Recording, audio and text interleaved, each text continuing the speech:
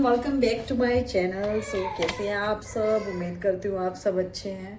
जैसे ही मैंने व्लॉग शुरू किया है वो देखो ची ची करके आ गई है और मैंने ये रास्ता ब्लॉक कर दिया है ताकि ये अंदर ना आए, बट ये अंदर आ गई है। देखो क्या करूँ मैं इस बच्चे का, क्या करूँ मुझे समझ नहीं आ रहा गाइस, क्या करूँ मैं इस बच्चे का।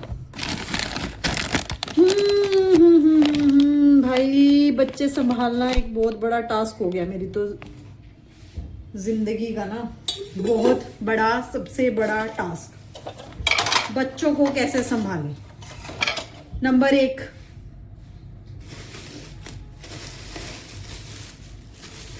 मुझे खुद नहीं पता कैसे संभालें। पागल हो गए हैं भाई सही में। पहले ये बोलते थे कि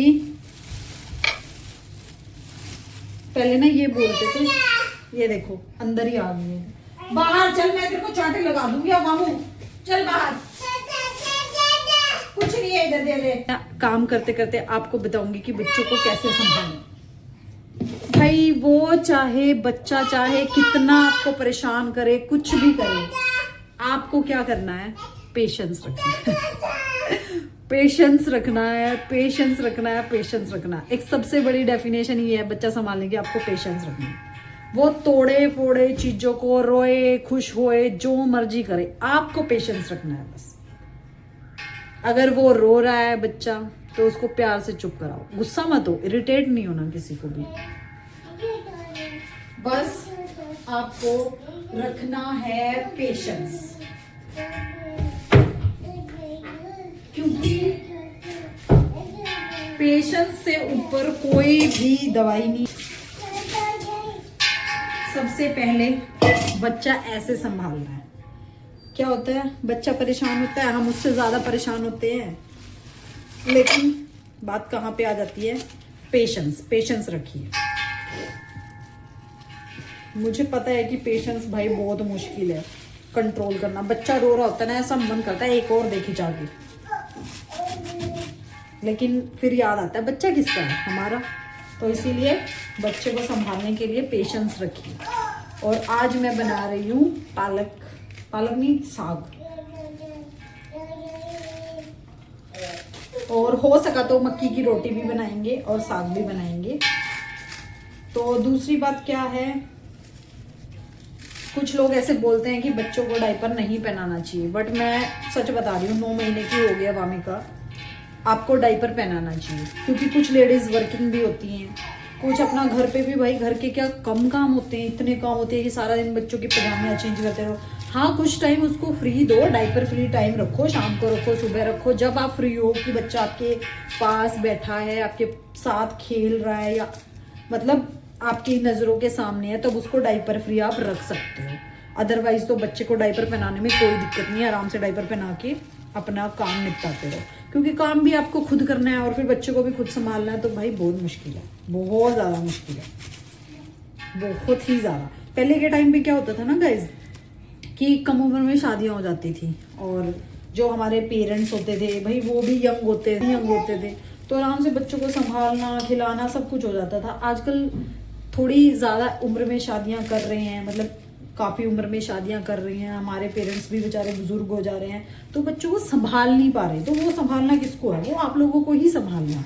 तो सबसे अच्छा है कि आप कैसे संभालो, आप इसीलिए मतलब डायपर उसको पहना के रखो। भाई मैं तो पहना के रखूँ, मैं तो ये सोचती हूँ जिसने डायपर बनाया है ना भाई बहुत अच्छा काम किया है सच में। कि क्योंकि एक टाइम पे आके ना आपको सिखाने की जरूरत नहीं है, बच्चा खुद बता देता है, उसको सुसु करना है, उसको पोटी करनी है, उसको अपने डायपर पहनाया है, वो खुद बोलता है इसको निकाल दो, इसको रख दो, तो वो खुद ही सीखता है। आपको कुछ उसको ट्रेन करने की ऐसी ज़रूरत नहीं है। बच्चे का जो माइंड में आएगा ना वो खुद सीखेगा। तो इसीलिए आप अपने तरीके से बच्चों को रख सकते हैं, इसमें कोई प्रॉब्लम नहीं है। तीसरा पॉइंट, खाना। ये बोलते हैं कि बच्चों के पीछे अलग अलग वो बनाओ, खिलाते रहो। हाँ कोशिश करो, खा रहा है तो वेल एंड गुड है, नहीं खा रहा तो छोड़ो। अगर नहीं खा रहा ना बच्चा तो छोड़ दो, कोई उसको ज़बरदस्ती मत खिलाओ। जब उसको भूख लगेगी ना वो खुद रोएगा, और जब उसको दूध पीने के टाइम पे उसको भूख लगी है और आप उसको खाना प्रेफर करोगे तो वो खुद ब खुद खाएगा।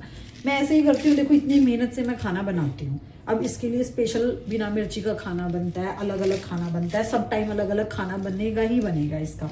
कभी दाल बन रही है, कभी सूजी की खीर बन रही है, क्या पता मैं बना के हटूँ, ये मुँह भी ना लगाए, गुस्सा भी आता है कि भाई इतनी मेहनत करके बना भी रहे हैं, नहीं खा भी, बच्चा खा भी नहीं रहा। तो कोई ज़बरदस्ती मत करो आप।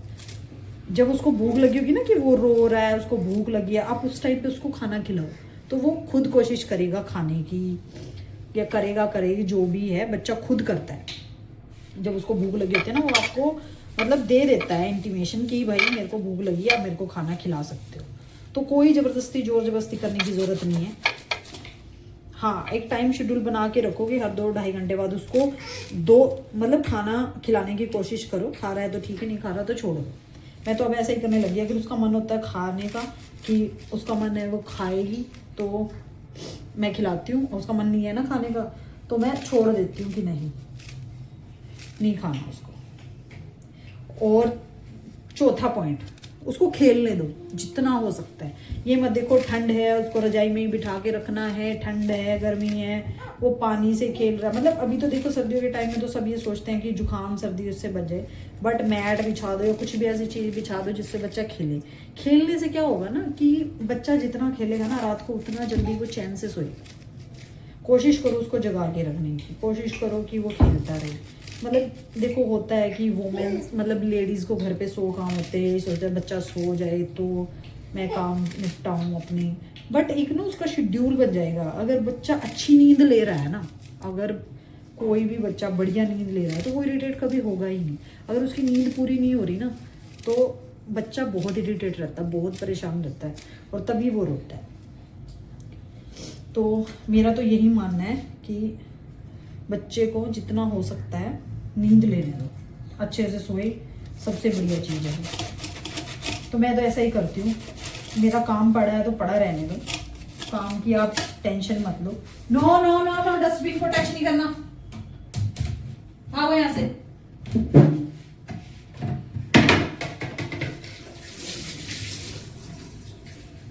काम पड़ा है ना आपका, काम को पड़ा रहने दो, बट बच्चे को देखो।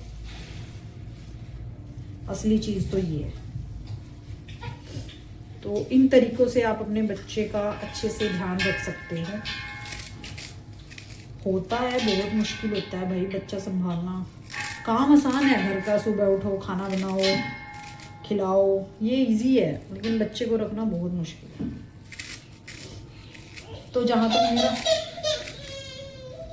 ये हो गई शुरू, देखो अब मैं इसको इतना थका दूंगी, खेल खेल के इतना थक जाएगी ये, तो वैसे इसको ये होगा कि एंड में आप मुझे सुलाओ, दूध पिलाओ, खाना खिलाओ, सुलाओ। छोड़ो इसको, फिर छोड़ो।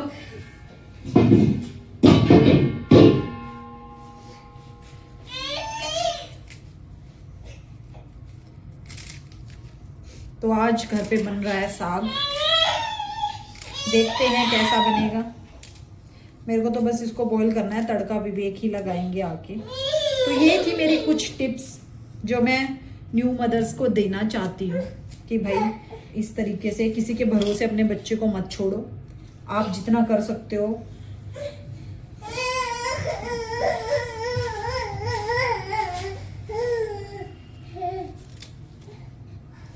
भाई देखो जो पेरेंट्स रहते हैं उनकी भी हेल्थ ऐसी होती है कि बच्चे को थोड़ा सा अच्छे से वो खेल सकते हैं थोड़ी देर, ज़्यादा देर, लेकिन यार पेरेंट्स बहुत प्यार करते हैं, दादा दादी नाना नानी सब अपने बच्चों से बहुत ज़्यादा प्यार करते हैं।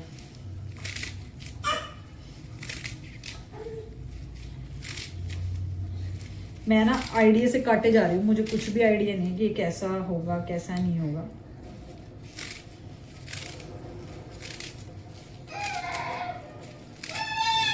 क्या चाहिए क्या चाहिए क्या चाहिए? और गाइज हमें जाना है एक और शादी में, एक और शादी आ गई है 5 तारीख को, हमारे बहुत ही क्लोज फ्रेंड की शादी, उसकी शॉपिंग मैंने कर ली है और मैं आपको दिखाऊंगी मैं क्या पहन रही हूँ उनकी शादी में, और शादी का व्लॉग भी बनाऊंगी। खाऊ नहीं। बस बस चलो चलो, मम्मा का काम हो गया, चलो।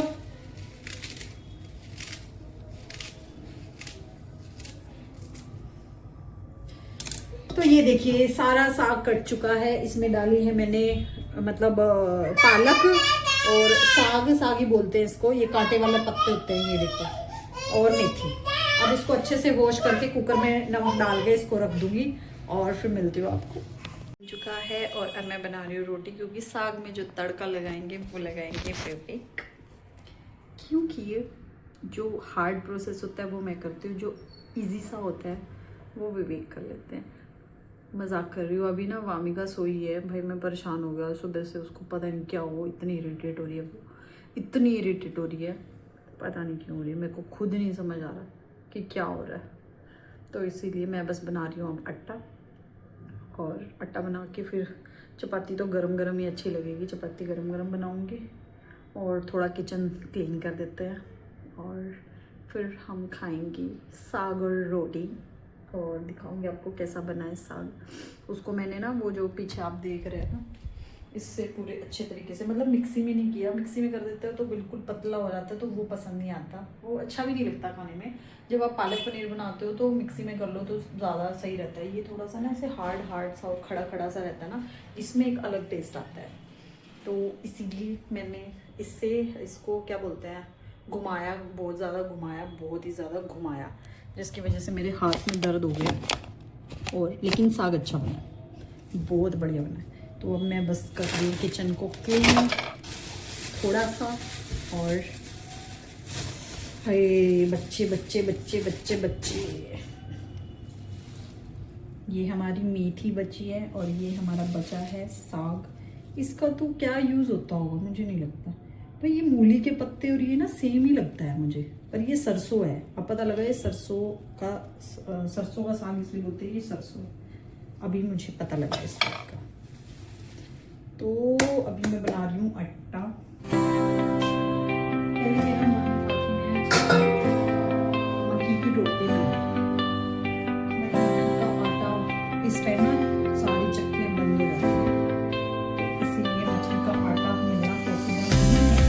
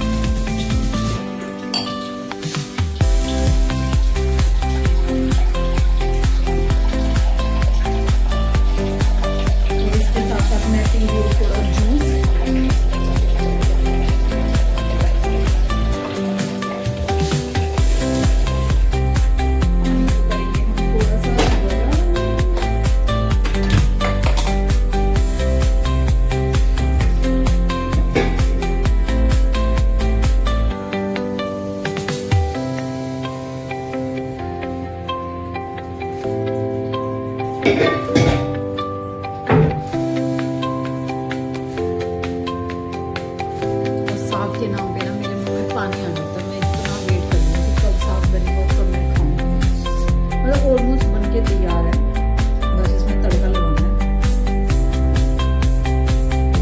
और मैं पी रही हूँ जूस।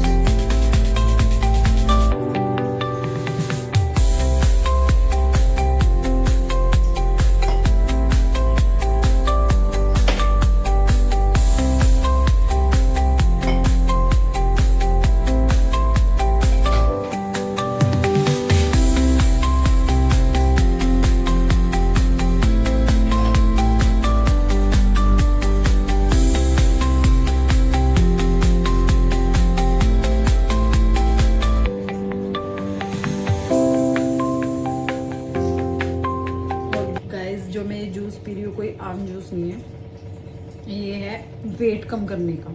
मेरा देखो कितना वेट कम हो गया पहले से, और अब में ना बहुत ज़्यादा वेट कम हुआ है मेरा। मतलब सिर्फ मैं कोई एक्सरसाइज नहीं करती, थोड़ा बहुत वॉक करती हूँ, थोड़ा बहुत डांस करती हूँ घर पे, बाकी मैं ये जूस पीती हूँ जिससे मैं पतली होती जा रही हूँ।